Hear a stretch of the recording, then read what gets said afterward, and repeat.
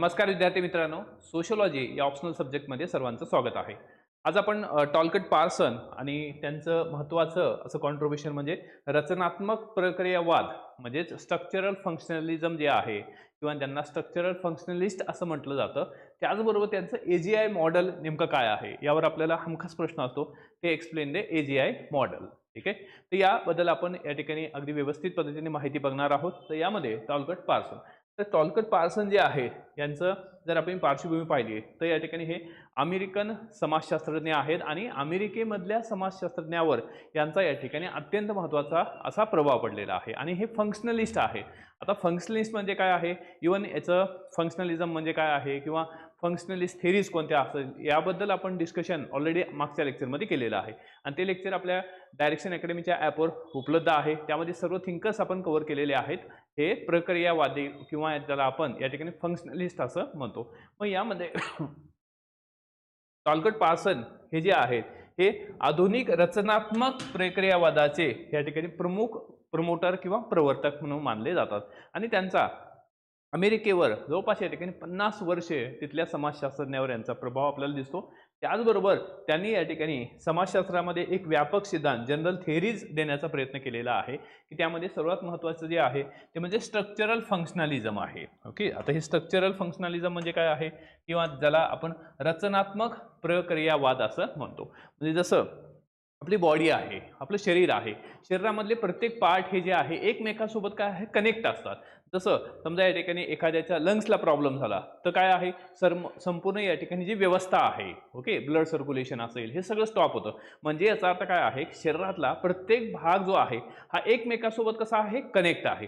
तसंच समाजामध्ये सुद्धा असतो. समाजामधला प्रत्येक घटक जो आहे हा एकमेकावर डिपेंड असतो, एकमेकांसोबत कनेक्ट असतो. यालाच म्हणायचं आहे स्ट्रक्चरल फंक्शनलिझम. ठीक आहे, तर आता यामध्ये हे यांचे महत्त्वाचे ग्रंथ जेव्हा तुम्ही उत्तर लिहित असतात ओके तेव्हा आपल्याला काय आहे काही ग्रंथ जे आहे किंवा यांचे जे पुस्तक आहे ते आपल्याला कोट करणं गरजेचं असतं. त्यामध्ये लक्षात ठेवायचं the structural of social change, okay, social action, the structure of social action हे पुस्तक आहे. त्याचबरोबर सोशल सिस्टीम आहे. त्यानंतर आहे towards the general theory of action, त्यानंतर working paper in the theory of action आणि इकॉनॉमी अँड सोसायटी. यामध्ये या ठिकाणी इकॉनॉमी आणि सोसायटीमध्ये AGI जे मॉडेल आहे हे या ठिकाणी सांगण्यात आलेलं आहे, ज्याच्यावर आपल्याला काय करायचं आहे डिस्कशन करायचं आहे. ठीक आहे, आता हे जे AGI मॉडेल आहे हे नेमकं काय आहे ते पण आपण पाहू. परंतु या ह्याच्यामध्ये की प्रक्रियावादी जी संकल्पना आहे किंवा आपण समाजामध्ये राहतो, समाज एक काय आहे एक प्रकारची व्यवस्था आहे. ओके, आपण समाजात राहतो, समाज ही एक काय आहे व्यवस्था आहे, एक सिस्टीम आहे आणि ही सिस्टीम कशी आहे खूप गुंतागुंतीची आहे आणि यामध्ये प्रत्येक घटक जे आहे हे एकमेकावर काय असतो डिपेंड असतो असं कोण म्हणतात टॉलकट पार्सन म्हणतात. म्हणजे पार्सनच्या मते समाज, ओके, समाज ही एक गुंतागुंतीची व्यवस्था आहे आणि या व्यवस्थेतील प्रत्येक घटक हा जो आहे या ठिकाणी इतर घटकाशी जोडलेला असतो. जसं आपलं शरीर आहे, आपण पाहिलं एक्झाम्पल की आपली बॉडी आहे, बॉडीमधला प्रत्येक पार्ट जो आहे हा एकमेकांसोबत काय आहे कनेक्ट आहे. तसंच पार्सन काय म्हणतात तर या ठिकाणी समाजामधला सुद्धा प्रत्येक घटक जो आहे तो एकमेकाशी काय आहे गुंतलेला आहे. ओके, एकमेकाशी कनेक्ट आहे आणि या घटकात म्हणजे एका घटकामध्ये जर बदल झाला, समाजामधल्या एखाद्या घटकामध्ये जर बदल झाला, समजा अर्थव्यवस्था या घटकामध्ये जर बदल झाला तर सर्वच घटकामध्ये काय होत असतो बदल होत असतो. ठीक आहे, त्याचबरोबर न्यायव्यवस्था, शासन व्यवस्था या घटकामध्ये जर बदल झाला तर संपूर्ण व्यवस्थेवर त्याचा प्रभाव पडत असतो, संपूर्ण समाजावर त्याचा प्रभाव पडत असतो. त्यामुळं या ठिकाणी यामधल्या म्हणजे समाजामधल्या एखाद्या घटकाचा या ठिकाणी किंवा एखाद्या घटकात बदल झाल्यास त्याचा परिणाम जो आहे संपूर्ण समाज व्यवस्थेवर होतो. त्यामुळे समाज हा काय आहे ते या ठिकाणी ही एक प्रकारची अन्योन्याश्रित म्हणजे या ठिकाणी इंटरडिपेंडंट ओके व्यवस्था आहे. इंटरडिपेंडंट म्हणजे काय आहे एकमेकावर डिपेंड आहे. समाजामधले सर्व घटक जे आहेत हे एकमेकावर डिपेंड आहेत आणि समाजामधली एखादी व्यवस्था जर डिस्टर्ब झाली तर संपूर्ण समाज व्यवस्थाच काय होत असते डिस्टर्ब होते. म्हणजे आपण सुद्धा पाहतो की सध्या सोशल मीडियामुळे काय झालेलं आहे की समाजावर अनेक प्रकारचे परिणाम होत आहे. म्हणजे एक प्रकारची जी व्यवस्था आहे ते या ठिकाणी बिघडण्यासाठी की समाजामधला एक घटक सुद्धा कारणीभूत होऊ शकतो. मग ते नियंत्रण करण्यासाठीच काय आहे AGI मॉडेल असतं. ओके, पुढे जाऊ आपण. त्यानंतर टॉलकट पार्सन काय म्हणतात की सामाजिक आणि सांस्कृतिक जी व्यवस्था आहे ओके, समाजामध्ये असलेली सामाजिक आणि सांस्कृतिक व्यवस्था ही काय आहे, ते या ठिकाणी समाजाला एकत्र ठेवण्याचं काम करतं. मग आता त्यामधले सामाजिक व्यवस्था जर पाहिलं तर या ठिकाणी सामाजिक व्यवस्थेमध्ये व्यक्तींची भूमिका आणि संस्थांची जाळे यामध्ये महत्त्वाची आहे. म्हणजे समाजामध्ये व्यक्ती राहतो आणि व्यक्ती हा जो आहे हा सेंटर आहे आणि व्यक्ती सेंटर आहे किंवा या ठिकाणी व्यक्तीची भूमिका ही महत्त्वाची आहे. कारण व्यक्तीच्या भूमिकेवरच काय आहे किंवा व्यक्तीपासूनच हा समाज तयार होत असतो, समूह तयार होत असतो. त्यामुळं या ठिकाणी सामाजिक व्यवस्था ही महत्त्वाची आहे. जर समाजामधील सामाजिक व्यवस्था जर चांगली असेल आणि ती सामाजिक व्यवस्था जपणारे ज्या संस्था आहेत, मूल्य आहेत, जसं समाजामध्ये सामाजिक व्यवस्था शिकवणारे, मूल्य शिकवणारे काय आहे, या ठिकाणी स्कूल आहे किंवा शाळा आहे. आता ही जर व्यवस्था चांगली असेल तर मुलांवर काय होणार आहेत, या ठिकाणी संस्कार चांगले होणार आहेत. मुलांना या ठिकाणी काय आहे, एक प्रकारची मूल्ये, व्हॅल्यूज जे आहे ते शिकवले जातील. त्यामुळं की सामाजिक व्यवस्था व्यवस्थित असणं गरजेचे आहे. त्याचबरोबर सांस्कृतिक व्यवस्था सुद्धा महत्त्वाची आहे. मूल्ये, विश्वास आणि या ठिकाणी काय आहे, प्रतीकांचा समूह आहे. म्हणजे या ह्याच्यामध्ये सांस्कृतिक व्यवस्था काय आहे, ज्यामध्ये मूल्य आहेत, विश्वास आहे आणि प्रतीकांचा समूह आहे. प्रत्येक धर्माचा जे काही प्रतीक आहे हे डिफरंट असतं. ओके, तर यामध्ये ही सांस्कृतिक व्यवस्था सुद्धा ही गरजेची आहे. आणि तिसरं या ठिकाणी व्यक्तिमत्वाचे किंवा व्यक्तित्व व्यवस्था, वैयक्तिक गरजा आणि प्रेरणांची मांडणी. म्हणजे प्रत्येक व्यक्तीच्या गरजा ह्या काय आहे, डिफरंट असतात. त्यामुळं जशी आपली गरज जी आहे, अन्न, वस्त्र, निवारा, आरोग्य, शिक्षण ही गरज आहे, तसं समाजाची सुद्धा गरज आहे. समाज या ठिकाणी काय आहे, एकत्र राहतो, एकसंध राहतो. त्यामध्ये सुद्धा काय आहेत, अनेक प्रकारच्या गरजा असतात. त्या गरजेमधूनच काय आहे, समाज हा एकमेकाशी कनेक्ट राहतो. ठीक आहे, तर ह्या 3 बाबी ज्या आहेत हे कोण मांडलेल्या आहेत, तर पार्सन यांनी मांडलेल्या आहेत. पुढे पार्सन काय म्हणतात, या ठिकाणी कार्यात्मक पूर्व आवश्यकता, ओके, किंवा त्यालाच या ठिकाणी फंक्शनल प्रिक्विजिट म्हटलेलं आहे की समाज टिकवण्यासाठी आता समाज आहे, समाज हा एकसंध राहिला पाहिजे. मग तो समाज एकसंध राहायचा असेल तर समाजामध्ये काही गोष्टींची गरज आहे. जसं की समाजामध्ये प्रत्येक व्यक्तीला काय आहे, या ठिकाणी की मूलभूत अधिकार आहे, त्याचबरोबर मूलभूत कर्तव्य सुद्धा आहेत.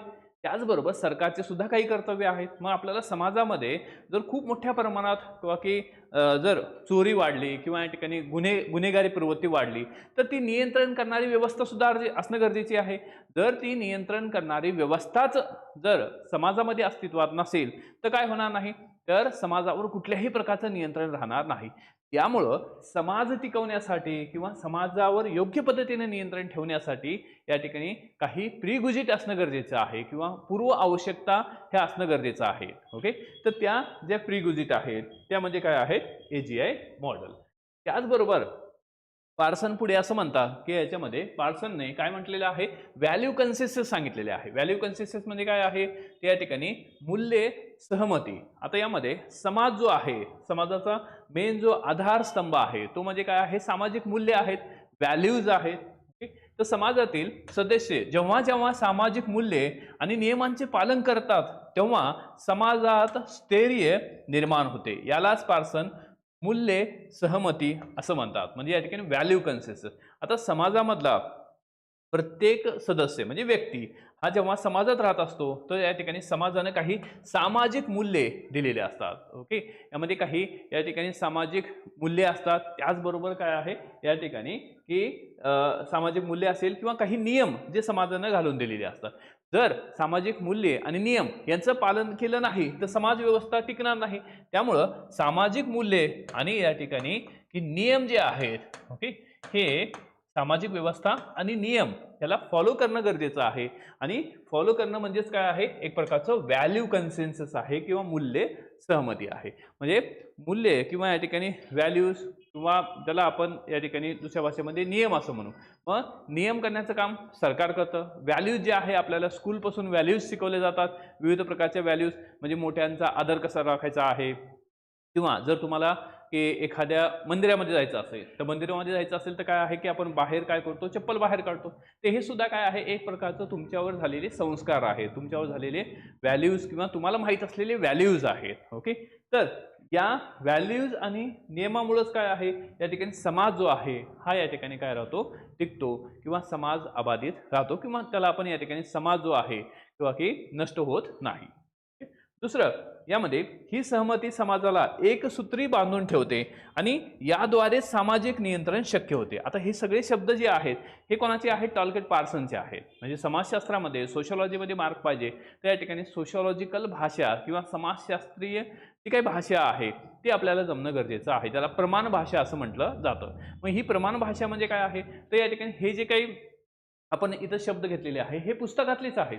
तुम्हाला पुस्तकाची भाषा म्हणजे समाजशास्त्र या पर्टिक्युलर विषयाच्या पुस्तकामध्ये असलेली ओरिजिनल बुक्समध्ये असलेली भाषा जी आहे ती अवगत असणं गरजेचं आहे, ना की ChatGPT वरची लँग्वेज. ओके, कारण समाजशास्त्राची भाषा ही डिफरंट असते. तर यामध्ये या ठिकाणी ही सहमती समाजाला एकसूत्री बांधून ठेवते आणि याद्वारे सामाजिक नियंत्रण काय होते? शक्य होते. म्हणजे समाजावर नियंत्रण ठेवायचं असेल तर या ठिकाणी काही नियम तयार करणं गरजेचं आहे. म्हणजे सरकार जसं नियम तयार करतं बरोबर, त्याचबरोबर काही मूल्ये शिकवली जातात किंवा की जर एखाद्या ठिकाणी काय आहे दंगल झालेली आहे तर पोलीस काय करतात? त्याला नियंत्रण ठेवतात.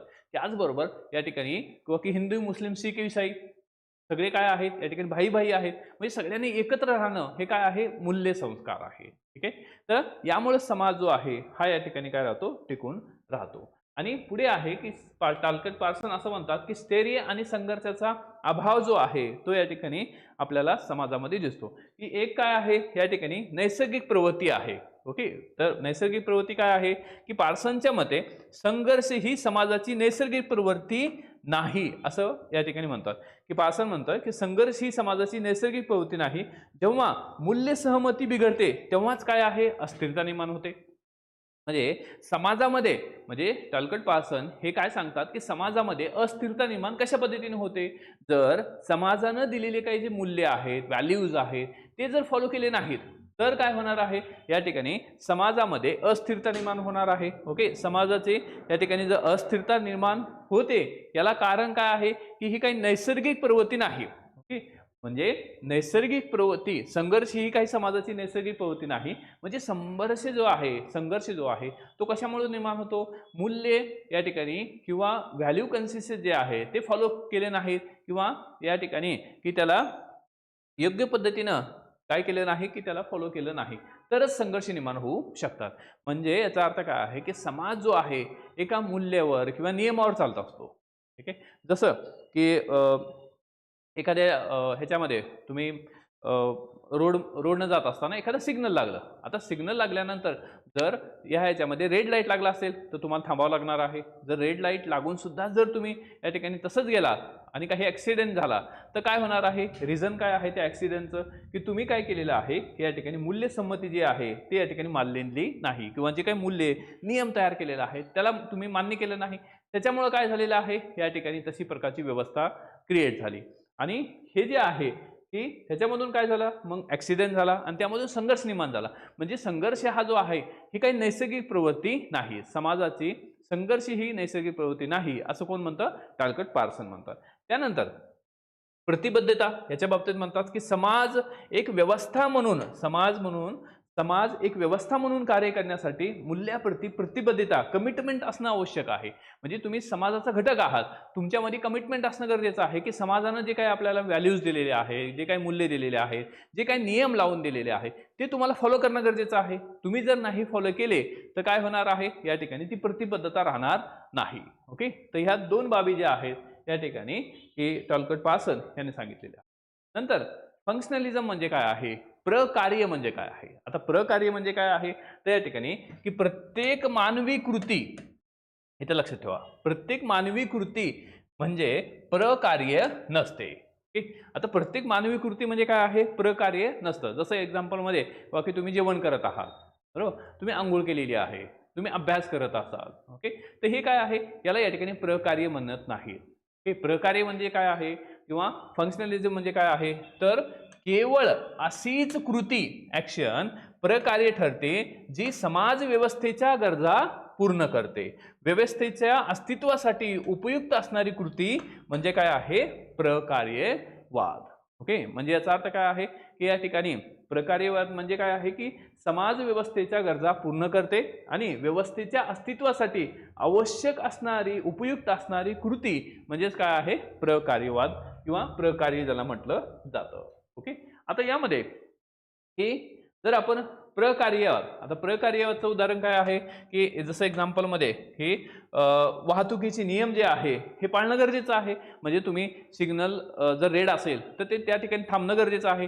तुम्ही जर रेड सिग्नल सुद्धा क्रॉस केलं चालू असताना तर तुम्ही काय केलेलं आहे, समाजानं दिलेला नियम जो आहे तो फॉलो केलेला नाही. म्हणजे याचा अर्थ काय आहे, वाहतुकीचे नियम पाळणे यामुळे दळण व्यवस्था काय होणार आहे, सुरळीत राहते, जे समाजासाठी महत्त्वाचं आहे. आता सिग्नल्स हे का ठेवलेले आहेत तर दळणवळण व्यवस्था जी आहे, ट्रॅफिक जाम होऊ नये म्हणून सिग्नल्स आहेत. म्हणजे समाजाला व्यवस्थित ठेवण्यासाठीच मूल्य व्यवस्था बनवलेली आहे. आणि ती जर मूल्य व्यवस्था तुम्ही जर फॉलो केली नाही तर काय होणार आहे, तर या ठिकाणी संघर्ष निर्माण होणार आहे. म्हणजे प्रकार्यवाद म्हणजे काय आहे की या ह्याच्यामध्ये की तुमच्या एखाद्या ॲक्शनमुळं ओके समाजावर काही परिणाम होत असेल, तुमच्या एखाद्या कृतीमुळं समाजावर काही परिणाम होत असेल तर त्यालाच फक्त प्रकार्यवाद म्हटलं जातं. आता कशाला प्रकार्यवाद म्हटलं जात नाही, तर वैयक्तिक कृती जी आहे, वैयक्तिक कृती तुम्ही या ठिकाणी इंडिव्हिज्युअल केलेली जी कृती आहे तर या ठिकाणी ते काही प्रकार्यवाद नाही. जसं तुम्ही जेवण करणे असेल, स्नान करणं असेल, या कृती जसं समाजाच्या एकूण व्यवस्थेची कुठल्याही प्रकारचा थेट संबंध नसतो. म्हणजे तुम्ही आंघोळ करत आहात किंवा तुम्ही अभ्यास करत आहात तर ह्याच्यामध्ये काय आहे, तर तुमचा समाजाच्या एकूण कृतीशी कुठलाही प्रकारचा संबंध नाही. परंतु तुम्ही या ठिकाणी एखाद्या क्लासमध्ये आहात आणि मोठमोठ्याने ओरडत असाल ओके, तर काय आहे, संबंध आहे. किंवा एखाद्या थिएटरमध्ये आहे, तुम्ही या ठिकाणी काय आहे की मूवी चालू आहे आणि तुम्ही मधातच ओरडताय, तर हा सुद्धा काय आहे या ठिकाणी प्रकार्यवाद आहे. ज्याच्यामुळं त्या ठिकाणी असलेली जे काही ऑडियन्स आहे किंवा त्या ठिकाणी जे काही लोक मूवीज बघत आहेत ते डिस्टर्ब होतील. आणि त्या ह्याच्यामध्ये काय आहे लिहिलेलं असतं बघा, इट्स अ सायलेन्स झोन. किंवा एखादा व्यक्ती काय आहे की सभागृहामध्ये एखादी सिगरेट पित असेल तर ते सुद्धा काय आहे या ठिकाणी किंवा समाजाच्या विरुद्ध आहे. परंतु तोच व्यक्ती जर घरी एखाद्या रूममध्ये जर सिगरेट पित असेल तर ते काय आहे, ते या ठिकाणी वैयक्तिक कृती आहे, ते प्रकार्यवाद नाही, प्रकार्यवाद नाही. ठीक आहे. दुसरं आहे या ठिकाणी की अशा कृतीमुळेच काय आहे, समाज व्यवस्था ही स्थिर राहण्यास मदत होते. म्हणजे प्रकार्यवाद जे आहे किंवा प्रकार्य हे महत्त्वाचं आहे. कारण समाज टिकवण्यासाठी काय आहे, फंक्शनलिझम किंवा समाज टिकवण्यासाठी आपल्याला प्रकार्यवादी असणं गरजेचं आहे. कारण समाज जो आहे हा सगळा काय आहे, इंटरकनेक्ट आहे. म्हणजे रचनात्मक प्रक्रियावाद ज्याला टॉलकेट पार्सन म्हणतात की समाजातला प्रत्येक घटक जो आहे हा एकमेकाला कनेक्ट आहे. तर हे झालं या ठिकाणी प्रकार्यवाद विरुद्ध या ठिकाणी वैयक्तिक कृती.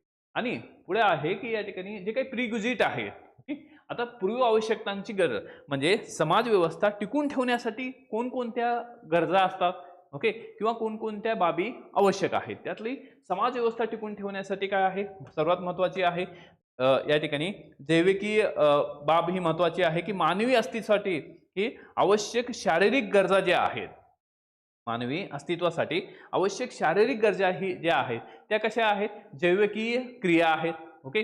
दुसरं या ठिकाणी सांस्कृतिक क्रिया आहेत ओके. मूल्य आणि अर्थाचे जतन करणाऱ्या ज्या गरजा आहेत त्याला आपण सांस्कृतिक क्रिया असं म्हणतो. आणि त्यानंतर आहे प्रकार्यात्मक ओके, समाजाची रचना टिकवण्यासाठीचे जी व्यवस्था आहे ज्याला AGI मॉडेल असं म्हटलं जातं ओके. आणि ती जी मॉडेल आहे ते समाजाची व्यवस्था टिकून ठेवण्याचं काम करतं, समाजावर नियंत्रण आणण्याचं काम करतं, ते म्हणजे AGI मॉडेल ओके. आता यामध्ये AGI मॉडेल जे आहे हे समाज व्यवस्थेचे 4 प्रमुख आधारस्तंभ आहेत. म्हणजे AGI मॉडेलमध्ये या ठिकाणी AGIL हे जे आहेत हे 4 प्रमुख काय आहेत, आधारस्तंभ आहेत, ज्याच्यावर समाज जो आहे, समाज काय आहे, टिकून आहे. अशा प्रकारचे हे 4 आधारस्तंभ. आता यामध्ये AGI मॉडेल टॉलकेट पासून काय सांगतात, या ठिकाणी AGI मॉडेल जी बाब आहे त्यामध्ये पहिलं जे आहे ते आहे ॲडॅप्टेशन ओके. यामध्ये की ॲडॅप्टेशन जे आहे, ॲडॅप्टेशन म्हणजे काय, अनुकूलन करणे ओके. दुसरं आहे G फॉर या ठिकाणी गोल अटेनमेंट आहे, उद्दिष्ट प्राप्ती आहे. I फॉर काय आहे, इंटिग्रेशन आहे, एकात्मीकरण आहे. आणि L फॉर काय आहे, लेटेन्सी आहे किंवा या ठिकाणी त्याला ताण निवारण असं म्हणतात ओके. तर यामध्ये की काही संबंधित संस्था, म्हणजे यामध्ये जर ॲडॅप्टेशन पाहिलं तर या ठिकाणी संबंधित संस्था कोणती आहे, अर्थव्यवस्था आहे. दुसरं या ठिकाणी गोल अटेनमेंट उद्दिष्ट प्राप्ती जी आहे शासन व्यवस्था आहे. त्यानंतर या ठिकाणी इंटिग्रेशन आहे, न्याय व्यवस्था आहे. आणि लेटेन्सी काय आहे, कुटुंब, शिक्षण, धर्म ह्या ज्या व्यवस्था आहेत तर ह्या काय करतात या ठिकाणी की एक प्रकारे समाजावर नियंत्रण ठेवण्याचं काम करतात. लेटेन्सी म्हणजे काय आहे, समाज व्यवस्थेला व्यवस्थित ठेवणे, दुसऱ्या शब्दात काय आहे याचा की लेटेन्सी म्हणजे काय आहे, ताण निवारण म्हणजे काय, समाज व्यवस्थेला या ठिकाणी व्यवस्थित ठेवण्याचं काम जे आहे या ठिकाणी केलं जातं. आता आपण एक एक बघू. पहिलं जे आहे ते म्हणजे काय आहे, ए फॉर अडॅप्टेशन, अनुकूलन. आता यामध्ये की अर्थव्यवस्था अर्थव्यवस्था म्हणजे ही व्यक्तींच्या ज्या गरजा आहेत, समूहाच्या ज्या गरजा आहेत, ज्याच्यामध्ये या ठिकाणी अन्न, वस्त्र, निवारा, आरोग्य आणि शिक्षण ह्या मूलभूत गरजा आहेत. मग ह्या मूलभूत गरजा भागवण्यासाठी काय आहे, तर व्यक्ती जो आहे तो काय करत असतो, या ठिकाणी काम करत असतो. आणि व्यक्ती हा जो आहे, म्हणजे पूर्वी जर आपण पाहिलं तर याच्यामध्ये आपली जी उत्क्रांती झालेली आहे, तर सुरुवातीला व्यक्ती हा या ठिकाणी एक म्हणजे व्यक्ती जो आहे तो एकटा राहायचा, नंतर तो समूहानं राहायला लागला. ओके, त्यामध्ये समूहामध्ये राहण्याची गरज काय आहे, तर यामध्ये संरक्षण. कारण पूर्वी हिंस्र प्राणी होते जे जंगलामध्ये या ठिकाणी लोक राहायचे, तर त्यांना वाटायचं की नाही, आपलं संरक्षण करायचं असेल तर काय आहे, आपण 4 जण एकत्र राहणं गरजेचं आहे. तर यामध्ये महत्त्वाचं आहे की समाजाला पर्यावरणाशी जुळून घेण्यासाठी संसाधनाची गरज असते आणि समाजाची अर्थव्यवस्था हे एक कार्य करते. आता समाजाला पर्यावरणाशी जुळून घेण्यासाठी संसाधनाची गरज असते. आता समाजाला काय आहे, संसाधनाची गरज आहे आणि ती गरज कुठून भागवली जाणार आहे, या ठिकाणी पर्यावरणामधून भागवली जाणार आहे. ओके, मग या ह्याच्यामध्ये हे उत्पादन आणि वितरण प्रक्रियेद्वारे मानवी गरजा पूर्ण केल्या जातात. म्हणजे की मानवी गरजा ज्या आहे, समजा मानवाची गरज काय आहे, किंवा की शर्ट किंवा या ठिकाणी पाणी ही मानवाची गरज आहे, किंवा या ठिकाणी क्लॉथ हे काय आहे, मानवाची गरज आहे. मग ती मानवाची गरज जी आहे ते कशा पद्धतीनं उत्पादन आणि वितरण या प्रक्रियेद्वारे मानवाच्या ज्या गरजा या ठिकाणी काय करतात, पूर्ण केल्या जातात. त्यालाच म्हणायचं आहे या ठिकाणी अडॅप्टेशन किंवा अनुकूलन करणे. अनुकूलन, आता अनुकूलन म्हणजे काय, अडॅप्ट करणे. तुम्हाला जीवन जगायचं आहे, चांगलं जीवन जगायचं आहे, तर मग काय आहे, तर समाजाशी, पर्यावरणाशी तुम्हाला या ठिकाणी अनुकूल होणं गरजेचं आहे. म्हणजे जर तुम्ही जंगलामध्ये गेलात, ओके, जर जंगलामध्ये फिरत असाल तर तुम्ही जंगलासोबत अडॅप्ट होणं गरजेचं आहे. ओके, त्या ठिकाणी जर तुम्हाला हिंस्र प्राण्यापासून वाचवायचं असेल स्वतःला, तर त्या ह्याच्यामध्ये काय आहे की एखाद्या झाडावर एखादी झोपडपट्टी बांधावी म्हणजे एखाद्या झाडावर एखादी या ठिकाणी किंवा की तुम्हाला आसरा घ्यावा लागणार आहे. त्याचबरोबर हिरव्या कलरचे जे काही शर्ट्स आहे किंवा या ठिकाणी पानं आहेत ती लावावं लागतील, ज्यामुळे काय आहे, त्या हिंस्र प्राण्यांना तुम्ही समजणार नाहीत. म्हणजे हे काय आहे, तुम्ही त्या पर्यावरणाला अनुकूल अडॅप्ट होत आहात. ओके, तसंच अर्थव्यवस्थेमध्ये तुमच्या ज्या गरजा आहेत ते या ठिकाणी उत्पादन आणि व्यवस्था, ओके, उत्पादन आणि वितरण या पद्धतीने या ठिकाणी पूर्ण केल्या जातात. मग त्याला या ठिकाणी की जी काही संस्था आहे त्याला आपण अर्थव्यवस्था असं म्हणतो. म्हणजे अर्थव्यवस्थेमध्ये की आर्थिक क्रिया होत असतात, प्रत्येक व्यक्ती एकमेकावर डिपेंड असतो. ओके, म्हणजे याचा अर्थ काय आहे की समाजामध्ये प्रत्येक व्यक्ती हा कार्य करत असतो.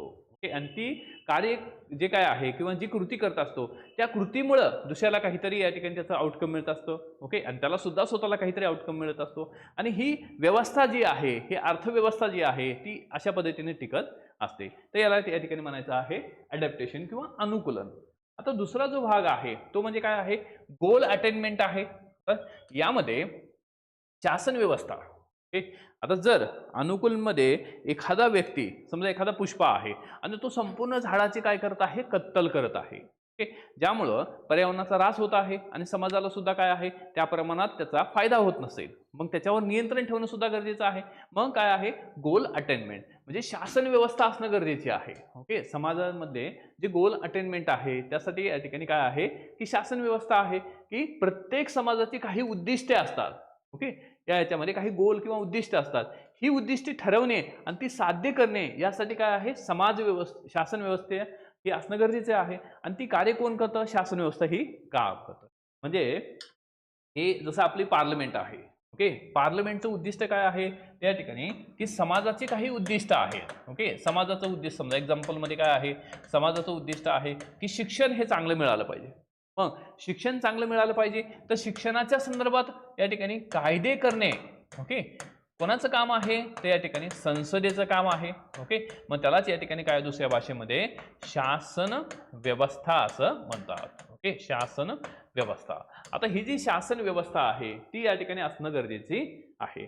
त्याचबरोबर संसाधनाचे व्यवस्थापन करून उद्दिष्टांचा प्राधान्यक्रम ठरवणे यात महत्त्वाचे आहे. म्हणून संसाधन जे आहे त्या संसाधनांचं योग्य वाटप करणं गरजेचं आहे. कारण कल्याणकारी राज्य जर स्थापन करायचं असेल तर या ठिकाणी ही एक शासन व्यवस्था असणं गरजेचं आहे. कारण ज्यामध्ये किंवा ज्या शासन व्यवस्थेचं मूळ उद्दिष्ट असलं पाहिजे लोकांचं कल्याण करणे. आणि कल्याण कशा पद्धतीने करता येईल, जर की जे समाजामध्ये किंवा जे पर्यावरणाने जे आपल्याला संसाधन दिलेलं आहे त्याचं योग्य डिस्ट्रीब्युशन, योग्य वाटप झालं तर. मग त्यासाठी आवश्यकता आहे शासन व्यवस्थेची. ठीक आहे, हे झालं जी फॉर गोल अटेनमेंट. तिसरं आहे इंटिग्रेशन, एकात्मीकरण हे गरजेचं आहे. आता एकात्मीकरण म्हणजे काय आहे की या ह्याच्यावर समाजातील विविध घटकामध्ये समन्वय आणि एकता निर्माण करण्याची कार्ये न्यायव्यवस्था करते. म्हणजे समाजामध्ये काय आहे या ठिकाणी की विविध घटकामध्ये समन्वय साधण्याचं काम कोण करतं, न्यायव्यवस्था करतं. ठीक आहे, म्हणजे एक पर्टिक्युलर समाज आहे, ओके, किंवा समाजामध्ये घटक आहे. आता समजा एखाद्या पर्टिक्युलर घटकावर काय झालेला आहे, अन्याय झालेला आहे. समजा या ठिकाणी SC किंवा ST हा जो गट आहे या समाजावरील एखाद्या घटकावर अन्याय झाला तर तो अन्याय दूर करण्यासाठी काय आहे या ठिकाणी शासन व्यवस्था आहे. तर ते काय करतं, एकात्मीकरण, इंटिग्रेशनचं काम करतं की समाजातील विविध घटकामध्ये समन्वय आणि एकता निर्माण करण्याचे कार्य न्यायव्यवस्था आणि धर्म सुद्धा करतं. ओके, धर्म सुद्धा काय आहे, एक प्रकारचं इंटिग्रेशनचं काम करतं. धर्म सुद्धा या ठिकाणी एकत्र आणतं, लोकांना एकत्र आणण्याचं काम सुद्धा काय करतं, धर्म करतं. दुसरं, नियंत्रण आणि कायद्याच्या माध्यमातून समाज जो आहे तो काय करता येतो, संतुलित ठेवता येतो. नियंत्रण म्हणजे धर्माचं नियंत्रण व्यक्तीवर आहे, धर्माचं नियंत्रण व्यक्तीच्या मूल्यावर आहे, धर्माचं नियंत्रण समूहावर आहे, समाजावर आहे. त्यामुळे व्यक्ती जो आहे हा समाजात चांगल्या पद्धतीने वागतो कारण त्याला धर्मानं शिकवलेलं असतं. ठीक आहे, तसंच या ठिकाणी की व्यक्तीला, समूहाला, समाजाला नियंत्रित करण्यासाठी काय आहे, गरज आहे या ठिकाणी कायद्यांची. मग त्यामध्ये शासन व्यवस्था ही कायदे तयार करतं. कारण कायदे का तयार करायचे आहेत की समाजामधला एखादा घटक जर बिघडला तर संपूर्ण व्यवस्थाच बिघडू शकते. ओके, म्हणजे जसं एखादा कांदा आहे, कांद्याची पिशवी आहे, त्या कांद्यामधला एक कांदा जर सरका झाला तर सगळेच कांदे सरतात. त्यामुळं पर्याय काय आहे, त्याला एक बाजूला काढून टाकणे. मग ती व्यवस्था जी आहे ते कोण करतं, समाजामधील एखादा घटक जर या ठिकाणी बिघडला तर त्या ठिकाणी त्यावर नियंत्रण आणण्याचं काम कोणाचं आहे, कायद्याचं आहे. यालाच म्हणतात एकात्मीकरण करणे, इंटिग्रेशन. तर या ठिकाणी एजीआर. आणि शेवटी जे आहे या ठिकाणी काय आहे, ताण निवारण आहे. आता ताण निवारण म्हणजे काय आहे, या ह्याच्यामध्ये की ताण निवारणामध्ये हे एक तर कुटुंब असेल, शिक्षण असेल किंवा धर्म असेल. ओके, कुटुंब, शिक्षण आणि धर्म. तर हे काय करतात या ठिकाणी लेटेन्सी म्हणजे एक प्रकारचं काय आहे, ताण निवारण करणे किंवा समाज व्यवस्थेला सुव्यवस्थित ठेवणे. समाज व्यवस्थेला काय करायचं आहे, सुव्यवस्थित ठेवण्याचं काम जे आहे या ठिकाणी कुटुंब करतं, शिक्षण करतं आणि धर्म सुद्धा या ठिकाणी ते काम करतं. मग संस्कृती आणि मूल्यांचे जतन करणे हे महत्त्वाचे कार्य आहे. कुटुंब, शिक्षण आणि धर्म या व्यवस्थेद्वारे सामाजिकरण होते. आता यामुळे व्यक्तीवरील ताण कमी होतो आणि सामाजिक आकृतीबंध टिकून राहतो. मग आता यामध्ये की कुटुंब हा जो आहे हा महत्त्वाचा घटक आहे. मग कुटुंबाच्या ह्याच्यामध्ये की जर एखाद्या व्यक्तीवर काय आहे किंवा की काही दुःख झालं असेल, एखाद्या व्यक्तीला काहीतरी दुःख झालं असेल तर मग बाकीचे काय आहे या ठिकाणी किंवा की त्याचं ताण निवारण करण्याचं काम करतात. जर तुम्हाला अभ्यास करत असताना काही टेन्शन आलं किंवा काही इतर बाबीचं टेन्शन आलं तर ते टेन्शन तुम्हाला रिलीज करणं गरजेचं आहे. जर रिलीज केलं नाही तर काय होत असतं, तर बरेच मुलं जे आहे या ठिकाणी काय करतात की या ठिकाणी आत्महत्या करतात. आत्महत्या हे काय आहे की या ठिकाणी ताण निवारण न करणे, ओके, किंवा या ठिकाणी लेटेन्सी जी आहे ह्याचा वापर न करणे. म्हणजे या ठिकाणी काय आहे किंवा त्याच्या मधली जी फिलिंग आहे की ती फिलिंग एक्सप्रेस होणं गरजेचं आहे, ओपन होणं गरजेचं आहे. तर ती कशाच्या माध्यमातून ओपन होईल या ठिकाणी, किंवा लेटेन्सीच्या. आणि हे जर झालं तरच काय आहे, समाज व्यवस्था टिकू शकते, तरच व्यक्ती काय आहे आत्महत्या करत नाही. त्यामुळं आत्महत्याच्या वेळेस सुद्धा काय आहे की या ठिकाणी की करू नये. ओके, याच्यासाठी काय आहे, विविध प्रकारचे समुपदेशन असतं किंवा पोलिसांचा काय आहे पर्टिक्युलर नंबर असतो आणि त्या शेवटच्या घटकामध्ये जर त्या व्यक्तीने पोलिसांना कॉल केला किंवा या ठिकाणी एखाद्या की सायकोलॉजिस्टला कॉल केला तर त्यावेळेस त्या व्यक्तीचा काय आहे जीव वाचू शकतो. तर हे जे आहे हे काय आहे लेटेन्सीचं कार्य करतं. त्यामुळं संस्कृती म्हणजे कुटुंब असेल, शिक्षण असेल, धर्म असेल, तर हे एक प्रकारचं या ठिकाणी समाजाला नियंत्रणात ठेवण्याचं काम या ठिकाणी केलं जातं आणि ज्यामुळं या ठिकाणी समाज जो आहे तो काय राहतो, टिकून राहतो. नंतर सामाजिक जे संतुलन आहे ओके, सामाजिक संतुलन हे कमी जास्त होत असतं. ओके, त्यामध्ये काळानुसार जे सामाजिक संतुलन जे आहे हे इक्विलिब्रियम जे आहे हे कमी जास्त होतं, कारण समाज जेव्हा एखादा बदल होतो तेव्हा व्यवस्था पुन्हा स्वतःचे संतुलन शोधत असते. म्हणजे आता हे जे शब्द आहेत हे कोणाचे आहे? टालकट पार्सन याचे आहेत, की समाजात जेव्हा एखादा बदल होतो तेव्हा व्यवस्था पुन्हा स्वतःचे संतुलन जे आहे हे शोधत असते. तर अशा पद्धतीनं टालकट पार्सन काय म्हणतात या ठिकाणी, की मूल्य सहमती आणि परकार्यात्मक संतुलन यामुळे समाज व्यवस्था स्थिर आणि गतिशील राहते, असं कोण म्हणतात? टालकट पार्सन म्हणतात. ठीक आहे, तर आजच्या व्हिडिओमध्ये लेक्चरमध्ये आपण प्रकार्यवाद म्हणजे काय आहे किंवा रचनात्मक प्रकार्यवाद म्हणजे काय, त्याचबरोबर AGI मॉडेल म्हणजे नेमकं काय आहे याचा इथं आपण अभ्यास केलेला आहे. त्याचबरोबर आपल्या डायरेक्शन अकॅडमीची स्पेशल अशी इंटिग्रेटेड बॅच जी मराठी मीडियम इंग्लिश मीडियम दोन्ही मीडियममध्ये उपलब्ध आहे हे, आणि या बॅचचे लेक्चर्स डेमो लेक्चर सुद्धा अवेलेबल आहेत. आणि येणारी जी एक्झाम आहे 25 असू द्या नाही तर 26 असू द्या, दोन्हीसाठी या ठिकाणी बॅच आपल्याकडे अवेलेबल आहे. त्यामध्ये तुम्हाला संपूर्ण लेक्चर्स त्याचबरोबर या ठिकाणी नोट्स आणि टेस्ट सिरीज सुद्धा अवेलेबल असेल. तर अशा प्रकारची बॅच अवेलेबल आहे आणि ही बॅच आपल्या डायरेक्शन अकॅडमीच्या ॲपवर आहे. अगदी माफक शुल्क आहे आणि त्यामध्ये सुद्धा 50% ऑफ ठेवलेला आहे. आणि ही ऑफर फक्त काही मर्यादित कालावधीसाठी आहे. तुम्ही डेमो लेक्चर्स बघा, इव्हन या ठिकाणी ॲपमध्ये काही फ्री PDF आहेत त्या पहा, त्यानंतरच तुम्हाला काय करायचं आहे तर बॅच जॉईन करायची आहे. थँक्यू, ऑल दी बेस्ट, जय हिंद.